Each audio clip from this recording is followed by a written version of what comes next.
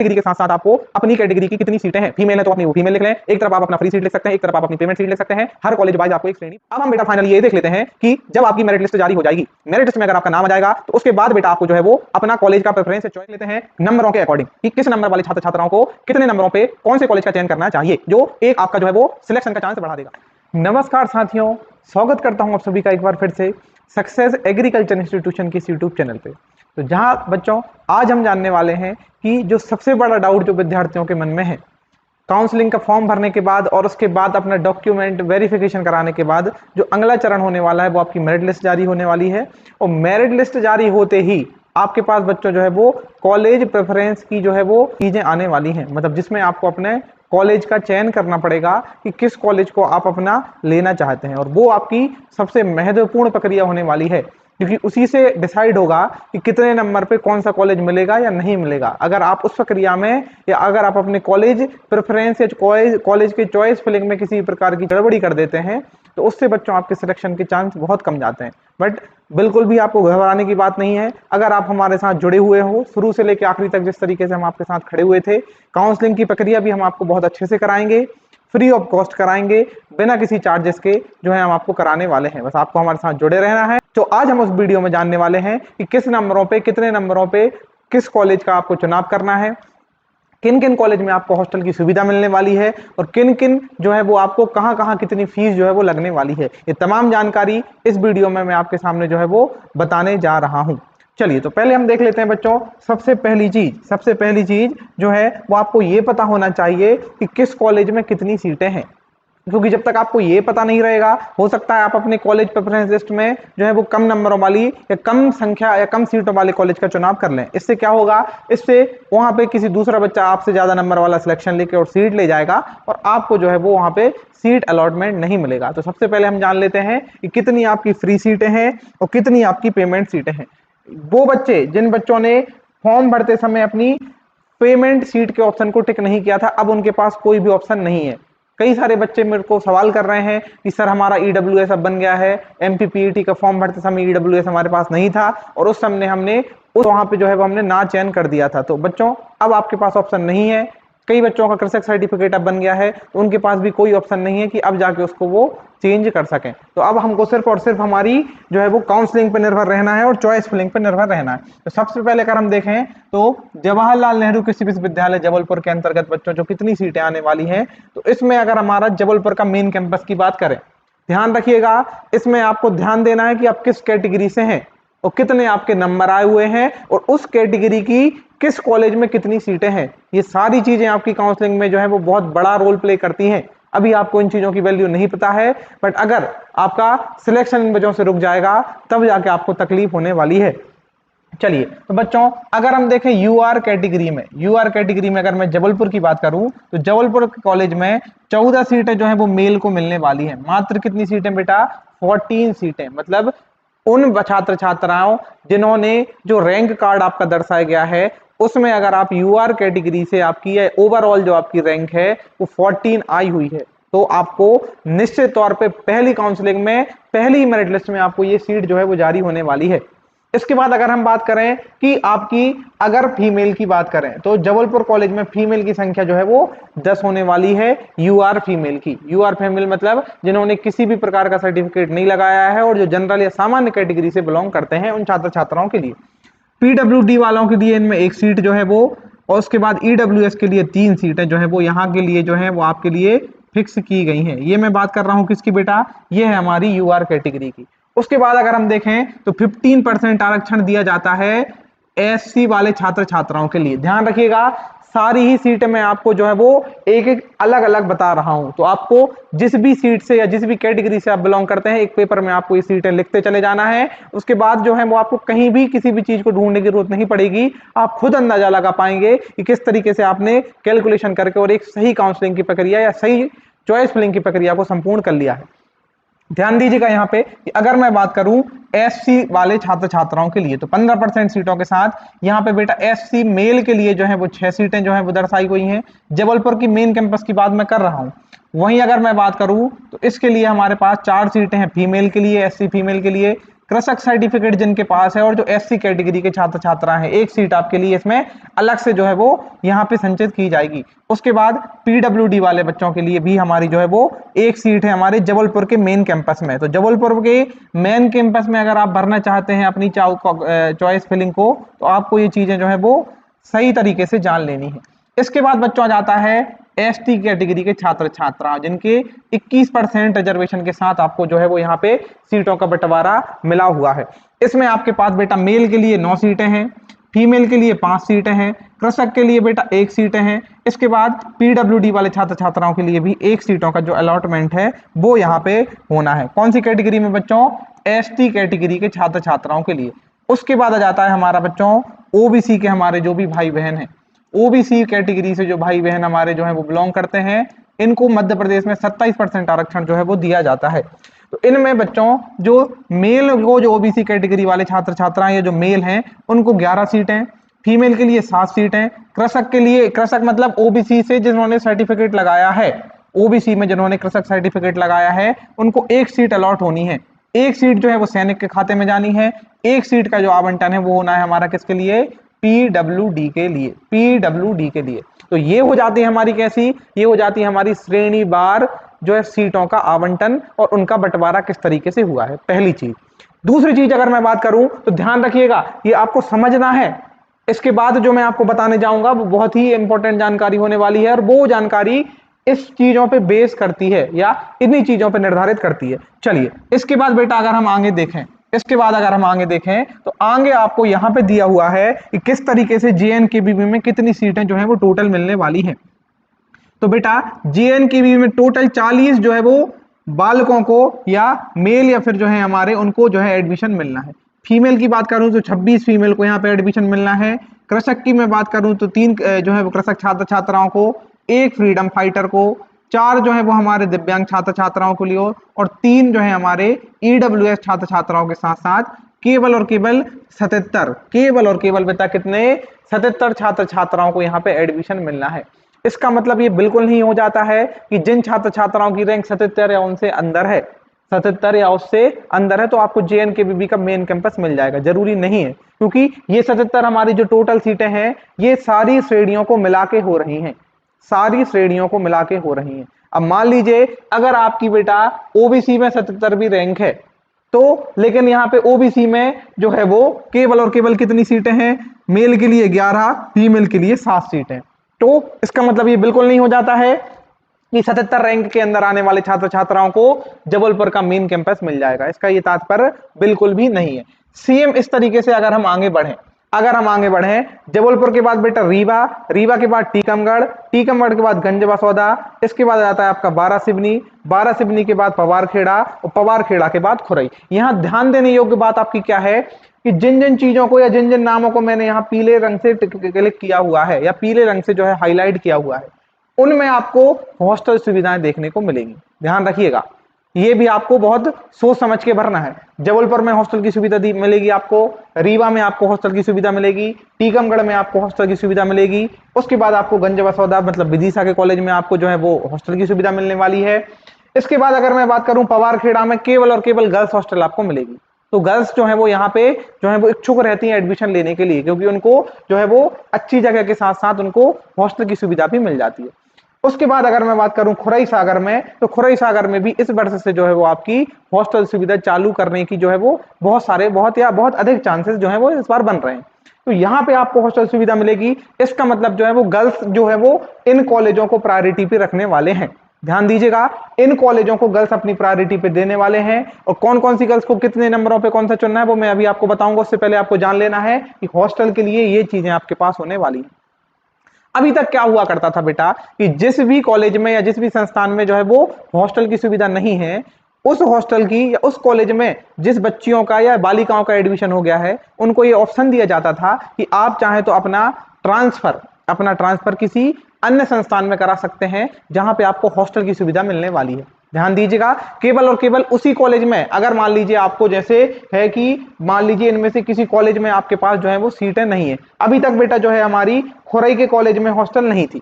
इस वर्ष तक हमारे पास खुरई के कॉलेज में जो है सागर जिसमें हॉस्टल की सुविधा नहीं थी। तो यहाँ क्या होता था, यहाँ पे जो हमारी जितनी भी गर्ल्स की सीटें हैं, गर्ल्स की जितनी भी हमारी सीटें हैं, मान लीजिए खुरई में बेटा जो है वो लगभग 23 सीटें जो है वो गर्ल्स की हैं। कितनी सीटें हैं हमारी? 23 सीटें गर्ल्स के खाते में जानी है। तो इन 23 गर्ल्स के पास ये ऑप्शन रहता था कि आप अपना एडमिशन का जो ट्रांसफर है वो किसी ऐसे संस्थान या ऐसे जो है वो ऐसे कॉलेज में ले सकते हैं जहां पे आपको हॉस्टल की सुविधा मिल सके। लेकिन अगर आपके हॉस्टल में, अगर आपके कॉलेज में इस तरीके की हॉस्टल की सुविधा रहेगी तो आपके पास ऑप्शन नहीं रहेगा कि आप अपना ट्रांसफर इतनी इजीली ले सकें। और इस वर्ष से मैंने बताया है कि कई कॉलेज में गर्ल्स को प्रायोरिटी या गर्ल्स हॉस्टल को प्रायोरिटी दी जा रही है। तो इस तरीके से अगर हम देखें तो इस तरीके से बच्चों सारे कॉलेज में लगभग जनरल वाले बच्चों की जो है वो 14 सीटें आ रही हैं। कितनी आ रही हैं बेटा? 14 सीटें आ रही हैं। 14 सीटें जो है वो आप जनरल वाले बच्चों की आ रही हैं। जनरल वाले बच्चों में अगर मैं फीमेल की बात करूं तो इनमें लगभग 9 से 10 सीटें आप सभी बच्चों के लिए आ रही हैं। कितनी आ रही हैं? 9 से 10 सीटें। जनरल वाले बच्चे को अगर वो खुरई और पन्ना का कॉलेज करते हैं या उसमें सिलेक्ट करते हैं तो उनको केवल और केवल 12 सीट अलॉट हो जानी है।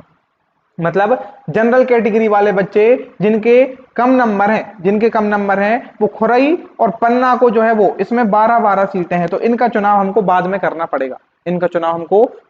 पड़ेगा। और केवल जो है वो आपको 108 छात्रों को, क्योंकि ये जो हमारे जनरल कैटेगरी के मेल हैं, ऐसे 108 मेल को बच्चों एडमिशन मिलना है बीएससी एग्रीकल्चर में जवाहरलाल नेहरू कृषि विश्वविद्यालय और उसके अंतर्गत आने वाले अन्य कॉलेजों में।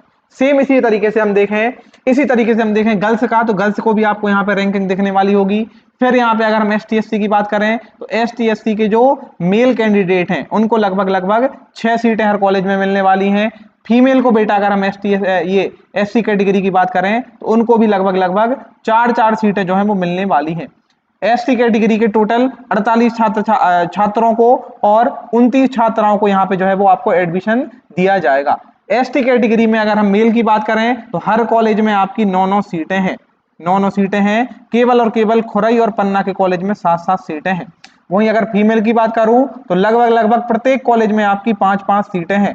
5 सीटें हैं और 6 सीटें आपकी आ जाती हैं कहां बच्चों? पवार खेड़ा में। तो जो छात्राएं एसटी कैटेगरी से हैं उनको सबसे ज्यादा जो चांसेस हैं, सबसे ज्यादा जो सीटें हैं वो मिलने वाली हैं आपको पवार खेड़ा या होशंगाबाद के कॉलेज में। यहाँ पे आपको गर्ल्स हॉस्टल भी देखने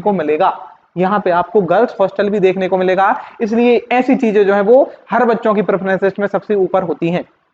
जिनके नंबर थोड़े कम आए हुए हैं उनकी लिस्ट में ऐसी चीजें जो हैं, क्योंकि यहाँ पे गर्ल्स हॉस्टल भी मिलने वाली है, सीटों की संख्या भी अन्य कॉलेजों की तुलना में 1 सीट जो है वो ज्यादा है। इसके साथ साथ ही आपकी लगभग 41 बच्चों को जो है यहाँ पे प्रवेश दिया जाना है। कितने बच्चों को बेटा? 41 बच्चों को जो है वो यहाँ पे आपको प्रवेश दिया जाना है। अगर मैं ओबीसी की बात करूं तो ओबीसी के छात्रों को हर कॉलेज में 11 सीटें अलॉट होनी है। इनमें भी ध्यान रखिएगा कि आपकी जो खुरई और पन्ना में है वो केवल और केवल 10 सीटें जो है वो आपको उपलब्ध कराई जाएंगी। 10 सीटें और टोटल जो है वो 86 बच्चों को एडमिशन दिया जाना है। मतलब जो ओबीसी से बिलोंग करते हैं वो 86 बच्चों को एडमिशन दिया जाएगा। वहीं अगर फीमेल की बात करूं तो हर कॉलेज में 7 सीटों के साथ और वहीं अगर मैं इसमें भी खुरई में 6 और पन्ना में 5 सीटों के साथ टोटल जो आपका योग बनता है वो ओबीसी की 53 बालिकाओं को एडमिशन दिया जाना है। तो अगर हम टोटल की बात करें, योग की बात करें तो बेटा जवाहरलाल नेहरू में 310 सीटें जो हैं वो बालकों को मिलने वाली हैं। 196 सीटें जो हैं वो हमारी छात्राओं को मिलने वाली हैं। और इस तरीके से टोटल जो आपकी सीटों का बंटवारा है वो 594 सीटें जो हैं वो आपको जवाहरलाल नेहरू कृषि विश्वविद्यालय में फ्री सीट के रूप में देने वाले हैं या फ्री सीट के रूप में मिलने वाली हैं। इसको आपको विशेष रूप से ध्यान रखना है। तो ये हमारी काय की बात हुई? ये हमारी बात हुई जवाहरलाल नेहरू कृषि विश्वविद्यालय में जो छात्र छात्रा एडमिशन लेना चाहते हैं उनको बीएससी एग्रीकल्चर या बीएससी हॉर्टिकल्चर करने के लिए। अगर मैं बात करूं ग्वालियर मतलब राजमाता विजय राजे सिंधिया कृषि विश्वविद्यालय की सीटों के आवंटन के बारे में, इसमें बच्चों सबसे पहले आपको ध्यान देना है कि इसमें जो सीटों की संख्या है वो जेएनकेवीबी से ज्यादा है। हाँ जी बिल्कुल, आप सुन सही जो है वो मैंने आपको बताया है कि इसमें जो है वो आपकी सीटों की संख्या जो है वो 88 है। मतलब जवाहरलाल नेहरू एवं उसके अन्य सहायक संस्थानों से, हर संस्थानों से यहाँ पे 10 सीटें जो है वो ज्यादा मिलने वाली हैं आपको।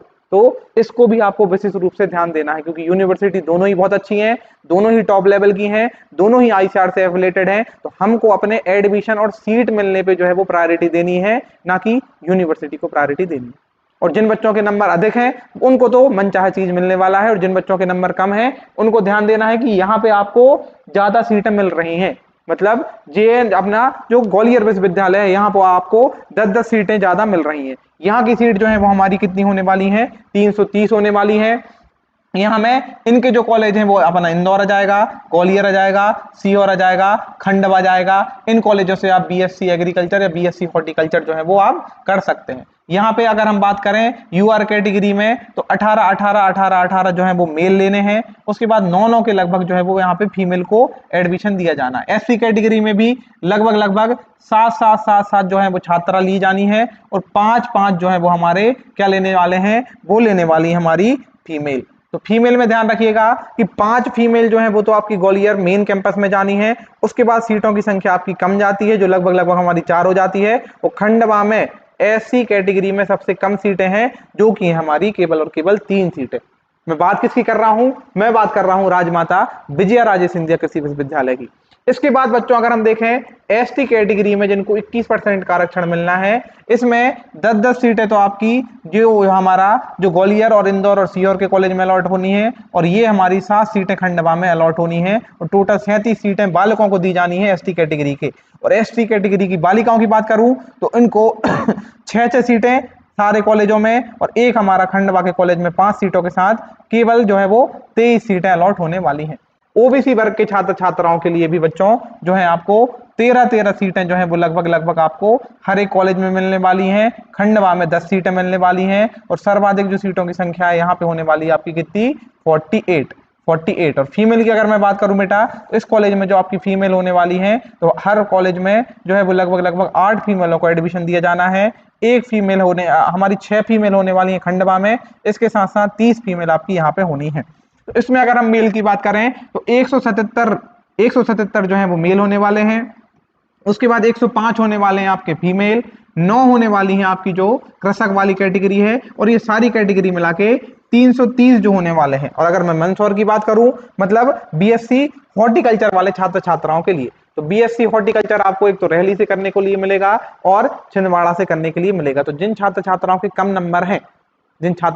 कम नंबर हैं, अलग अलग कैटेगरी वाइज आपको यहाँ पे भी ध्यान रखना है। जरूरी नहीं है कि एग्रीकल्चर के चक्कर में आप अपना एडमिशन छोड़ दें, आप चाहे तो हॉर्टिकल्चर कर सकते हैं, उसमें भी आपको बहुत सारी अपॉर्चुनिटी मिलने वाली है। इसलिए आपको इन कॉलेजों का भी चुनाव बड़े सतर्कता के साथ करना है। अगर मैं बात करूं ओबीसी और यूआर कैटेगरी में, तो यहाँ भी 12 छात्र छात्राएं, 12 हमारे छात्र और 8 हमारे छात्राएं जो छात्र हैं वो आने वाले हैं।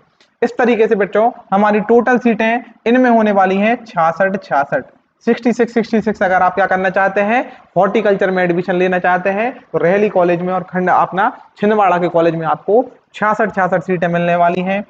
टोटल सीटें हमारी 132 होने वाली हैं। अगर आप बीएससी फॉरेस्ट्री या बीएससी वानिकी करना चाहते हैं तो 28 सीटें आपकी यहाँ पे मिलने वाली हैं, और बीटेक के छात्र छात्राओं के लिए 77 सीटें आपको जो है वो यहाँ पे उपलब्ध कराई जाएंगी। ये हो जाती है हमारी इकाई की बात, ये हो जाती है हमारी जेएनकेवीबी कॉलेज की संपूर्ण तरीके से बात। और अगर हम आप चाहें तो मंदसौर कॉलेज से, मतलब हमारी विजय राजे सिंधिया विश्वविद्यालय से, आप कि मंदसौर कॉलेज से अगर आप हॉर्टिकल्चर करना चाहते हैं तो इधर आपको 66 सीटों का जो है वो चीजें जो है वो आपको प्राप्त होने वाली हैं। सेम तरीके से वो छात्र छात्राएं जिन्होंने बच्चों पेमेंट सीट के ऑप्शन पे टिक किया हुआ था, ये पेमेंट सीट के ऑप्शन पे कब टिक किया हुआ था, जब पीएटी का फॉर्म भर रहे थे, तो उनको भी अलग अलग कॉलेजेस में बच्चों अलग अलग सीटों का जो है वो आवंटन होना है। अगर मैं बात करूं जवाहरलाल नेहरू कृषि विश्वविद्यालय में बीएससी एग्रीकल्चर वाले छात्र छात्राओं को 119 छात्र छात्राओं को जो है वो आपको सिलेक्शन मिलना है पेमेंट सीट पे। अगर हॉर्टिकल्चर की बात करूं तो 26 छात्र छात्राओं को मिलना है, फॉरेस्ट्री वाले छात्र छात्राओं को 6 को, और अगर हम बीटेक की बात करें तो बीटेक में लगभग 15 छात्र छात्राओं को एडमिशन मिलना है पेमेंट सीट पे। वहीं अगर हम ग्वालियर यूनिवर्सिटी की बात करें तो यहाँ पे बच्चों टोटल आपके 66 छात्र छात्राओं को आपको बीएससी एग्रीकल्चर में एडमिशन मिलना है, और बीएससी हॉर्टिकल्चर में 13 छात्र छात्राओं को पेमेंट सीट पे जो है वो आपको एडमिशन दिया जाएगा। यहाँ भी आपको कैटेगरी वाइज अपनी देख लेना है कि आप किस कैटेगरी से बिलोंग करते हैं, और अगर यूआर वाले छात्र छात्रा हैं तो सबसे ज्यादा जो है वो आपको चांस मिलेंगे कहाँ पे, हमारी एग्रीकल्चर करने के लिए। तो यहाँ पे अलग अलग कैटेगरी में पेमेंट सीट का भी इस तरीके से बंटवारा जो है वो हुआ है, और इसी के तहत हमको जो है वो अपना काउंसलिंग की प्रक्रिया में जो है वो भाग लेना है। और यहाँ पे आपको मिलेगा बच्चों, यहाँ पे आपको दिखेगा कि पेमेंट सीट और एनआरआई सीट के बारे में जो हमारी जबलपुर में कितनी है और जबलपुर के अन्य कॉलेजेस में कितनी कितनी हमारी होने वाली है, कितनी कितनी सीटें जो है वो आपकी जबलपुर और उसके सहायक कॉलेजों में आपको लगभग 20-20 सीटों के लगभग आपको यहाँ पे ये मिलने वाली हैं। वहीं अगर मैं बात करूं बीएससी हॉर्टिकल्चर वाले छात्राओं को तो 16-17 सीटों के लगभग आपको ये मिलने वाली है। तो ये सारी जानकारी है हमारी सीटों के बारे में, ये पेमेंट सीट के बारे में जानकारी है, और इससे पहले जो हमने देखी वो फ्री सीट के बारे में जानकारी थी। कितनी कितनी फीस लगेगी, ये फीस भी मैं अभी आपको इसमें बहुत क्लियर रूप से, स्पष्ट रूप से मैं आपको बता देता हूं, जिससे कि आपको सारी चीजें क्लियर हो जाएं।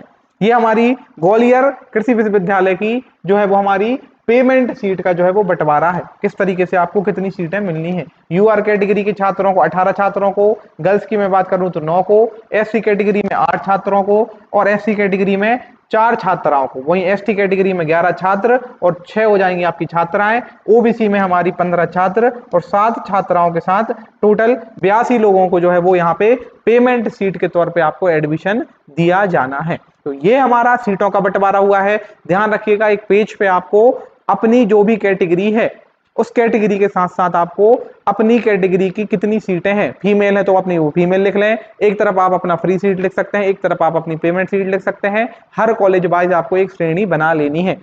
चलिए अब हम बेटा फाइनली ये देख लेते हैं कि जब आपकी मेरिट लिस्ट जारी हो जाएगी, मेरिट लिस्ट में अगर आपका नाम आ जाएगा तो उसके बाद बेटा आपको जो है वो अपना कॉलेज का प्रेफरेंस या चॉइस फिलिंग करनी है। किस तरीके से आपको चॉइस फिलिंग करनी है, किस श्रेणीदार या किस आपको बच्चों क्रम में अपने कॉलेजों का नाम अंकित करना है, ये श्रेणी को मैं आपको बता देता हूं। इन बच्चों में दोनों तरीके की हमने जो है वो यहाँ पे फ्री सीट और पेमेंट सीट दोनों तरीके के ऑप्शन ले लिए हैं। ध्यान रखिएगा कि जिन बच्चों ने एमपीपीएटी का फॉर्म भरते समय पेमेंट सीट वाले ऑप्शन को नहीं चुना था, उनके पास पेमेंट सीट का ऑप्शन नहीं खुलेगा, उनके पास केवल और केवल फ्री सीट का ऑप्शन खुलने वाला है। अगर आपको पेमेंट सीट, फ्री सीट मिल जाती है तो ठीक है, और अगर नहीं मिलती है तो आप जो है वो पेमेंट सीट में चयन नहीं ले सकते हैं। चलिए तो अगर हम देखें तो सबसे पहले बच्चों आपको कृषि महाविद्यालय की फ्री सीट का चयन करना है। सर्वप्रथम आपको जबलपुर जो है हमारा उसकी फ्री सीट का चयन करना है। जो बच्चों के अच्छे नंबर हैं निश्चित तौर पे आपको जो है वो जबलपुर की फ्री सीट अलॉट होने वाली है। और कई छात्राएं हमारे जिनके कम नंबर भी हैं और जिनको ऐसा कॉलेज मिल जाता है जहां हॉस्टल की सुविधा नहीं है, वो अपना ट्रांसफर भी इस कॉलेज में आवश्यक रूप से करा सकते हैं। लेकिन ध्यान रखिएगा कि अगर आप ट्रांसफर कराते हैं जबलपुर के कॉलेज में किसी ऐसे कॉलेज से जहां हॉस्टल नहीं थी, तो आपको जबलपुर के मेन कैंपस में भी हॉस्टल जो है वो नहीं मिलने वाली, आपको बाहर रहना पड़ेगा। हाँ, आप पढ़ उस कॉलेज में जरूर सकते हैं। तो पहले नंबर पे आपको क्या करना है, कृषि महाविद्यालय जबलपुर की फ्री सीट का चयन करना है। जो बच्चे थोड़ी ज्यादा फीस दे सकते हैं और चाहते हैं कि वो भी एक अच्छे कॉलेज में पढ़ सके, तो उनको बेटा दूसरे नंबर पे अपनी जबलपुर पेमेंट सीट का जो है वो चयन कर देना है। ठीक है, इसके बाद आपको इंदौर की फ्री सीट का चयन करना है, फिर इंदौर की पेमेंट सीट का चयन करना है, फिर उसके बाद बेटा सीओर की फ्री सीट, फिर आ जाती है आपकी सीओर की पेमेंट सीट। इसके बाद आपको ग्वालियर की फ्री सीट और फिर आपकी ग्वालियर की पेमेंट सीट। मतलब ये 8 ऐसे कॉलेजेस हैं जिनमें बच्चों आप अपना दाव जो है अपनी चॉइस फिलिंग पेमेंट और फ्री सीट दोनों के माध्यम से कर सकते हैं, क्योंकि अगर ये कॉलेज आपको जो है वो अलॉट कर दिए जाते हैं तो बहुत ही अच्छी चीज होने वाली है। चलिए, इसके बाद बच्चों आपको अपना रीवा कॉलेज की फ्री सीट को जो है वो आपको अंकित करना है। फिर उसके बाद आपको पवारखेड़ा होशंगाबाद की फ्री सीट को अंकित करना है। यहाँ मैंने जितने कॉलेज लिखे हुए हैं इन सारे कॉलेज में बच्चों जो है आपको हॉस्टल की सुविधा मिलने वाली है। इन सारे ही कॉलेज में आपको बहुत अच्छे से और सारी सुविधाएं मिलने वाली हैं। इसके बाद बच्चों 11वें नंबर पे आपको चयन करना है खंडवा कॉलेज की फ्री सीट का, फिर आ जाएगा आपका टीकमगढ़ फ्री सीट, फिर आ जाएगा आपकी 12 सिवनी बालाघाट की फ्री सीट का, फिर कृषि महाविद्यालय गंज बसौदा जो विदिशा की फ्री सीट है, फिर हमारी सागर खोरे की फ्री सीट है, और फिर आपको पन्ना फ्री सीट। मतलब शुरुआती जो आपके 4 कॉलेज का चयन होना है, इनमें दोनों सीटें आ जाएंगी, फ्री सीट भी और पेमेंट सीट भी, फ्री सीट भी पेमेंट सीट भी, इसलिए 4 कॉलेजों के नाम मिलकर आपके 8 बन जाते हैं। इसके बाद जो आपके कॉलेजों का चयन करना है वो केवल और केवल आपको फ्री सीटों का ही चयन करना है।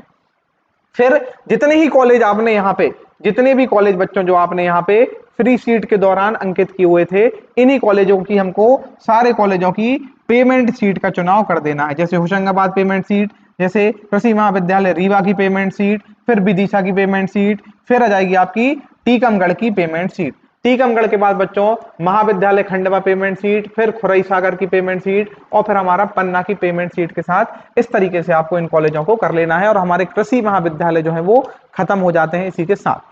फिर बच्चों हमारे पास आ जाएगा मौका, क्योंकि हमको चांस नहीं छोड़ना है, आप एडमिशन लें या ना लें ये बात की बात है, बट आपको चॉइस फिलिंग करके अलॉटमेंट लेटर तक तो जरूर जाना चाहिए मेरे हिसाब से, क्योंकि अगर हो सकता है आपको कुछ अच्छे न कम नंबरों में भी अच्छा कॉलेज मिल जाए, तो क्यों ना जो है वो हम उस कॉलेज में एडमिशन लेके अपने अध्ययन को जारी रखें। फिर आ जाती है बेटा हॉर्टिकल्चर महाविद्यालय, आपको मंदसौर की पहले नंबर पे पेमेंट सीट डालना है।